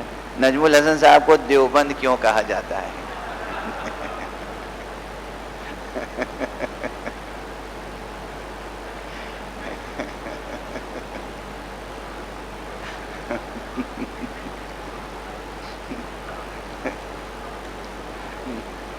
آپ میں سے کسی کو حق نہیں ہے یہ نام دہرانے کا. یہ صرف بڑوں کے درمیان کی بات ہے. میرے بڑے بھائی انہیں دیوبند کہتے ہیں، بس کائنات میں اور کوئی انہیں دیوبند نہیں کہتا. اب آپ سمجھ لیجئے کیوں کہتے ہوں گے.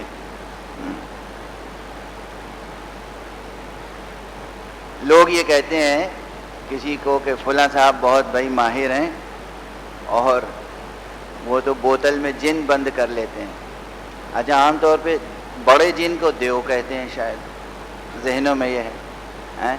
تو ہمارے بڑے بھائی صاحب قبلہ کہتے ہیں کہ لوگ جنوں کو بند کرتے ہیں، اس شخص نے میرے دیو کو بند کر رکھا ہے، اس لیے یہ دیوبند ہیں. بہرحال یہ مزاح کا پہلو تھا. پروردگار انہیں اور آپ سب کو اپنی خاص حفظ و امان میں رکھے. ہم سب کو خدمت قرآن کی توفیق عطا فرمائے. ہمارے امام زمانہ ہماری خدمتیں قبول فرمائیں اور ہمارے لیے عند اللہ شفاعت فرمائیں. بہت بہت شکریہ، بہت شکریہ.